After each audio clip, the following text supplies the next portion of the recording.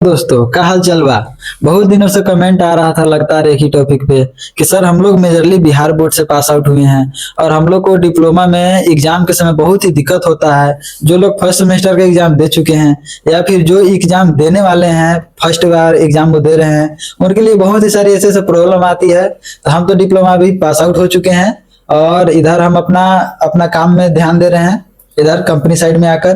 तो आप लोग मैं बताने वाला हूं कि कैसे आपको एग्जाम देना है, किस तरीका से हमको लिखना है जिसके कारण हमें एक भी कैरी ना हो। और हाँ, हमें ज्यादा से ज्यादा कोशिश करना है कि हमको एक भी ब्रांच में, एक भी सब्जेक्ट में कैरी ना हो। इसके कारण आपको आगे चल के कोई भी ऐसा दाग नहीं रह जाएगा कि हाँ वो लड़का का एक पेपर में कैरी हो, जो आपको कहीं प्लेसमेंट हो या फिर कोई अदर एग्जाम हो जहां पर आपको कोई दिक्कत ना हो।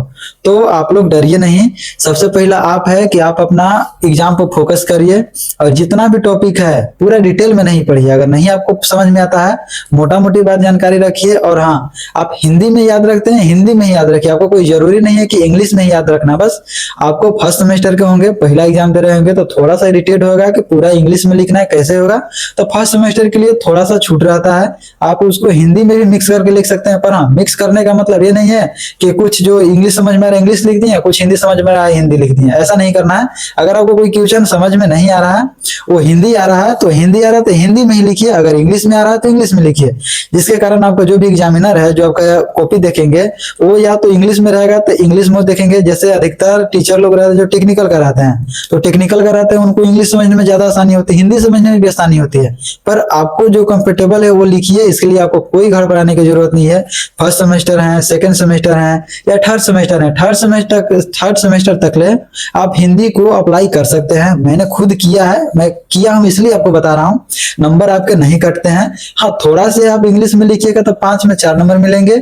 अगर पूरा शुद्ध से लिखे तो अगर आपको हिंदी में लिखिएगा तो वही 3.5 नंबर 3 नंबर के आसपास मिलेंगे, पर आपको कैरी नहीं होगा। कैरी के लिए निश्चित रहिए। अगर आपको टॉप करना है तो हिंदी में भी टॉप कर सकते हैं, ऐसा कोई बात नहीं है।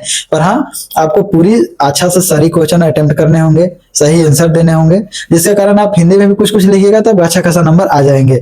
तो इसके लिए आप मत घबराइए, अपना एग्जाम पे प्रिपेयर करिए। ज्यादा दिन अब नहीं बचा है और मोटा मोटी जो वीवीआई क्वेश्चन है उसको तो ध्यान में रखिए ही रखिए, पर थोड़ा सा आउटर उसके डीप में कुछ कहानी जैसे होता है ना, कोई भी चैप्टर है उसके कहानी को भी ध्यान में रखिए, जिसके कारण आप एग्जाम में भूल भी जाते हैं 1-2 पॉइंट, तो कहानी से निकाल कर आप हिंदी में लिख दें या फिर उसे हिंदी को टोटा फूटा इंग्लिश में भी लिख दें, आपको नंबर आ जाएंगे। पर हाँ, कॉपी छोड़ के नहीं आना है, आपको कंटिन्यू पूरा लिख के आना है। टोटल लगभग आपको 24 पेज रहते हैं। 24 पेज में आप कोशिश कीजिए, अगर आपको सही सही क्वेश्चन नहीं याद है तो 15 प्लस कीजिए, अगर सही सही क्वेश्चन याद है तो 12 से भी प्लस कर सकते हैं, पर 12 से कम नहीं कीजिएगा, जिस कारण आपको नंबर थोड़ा कम मिलेंगे।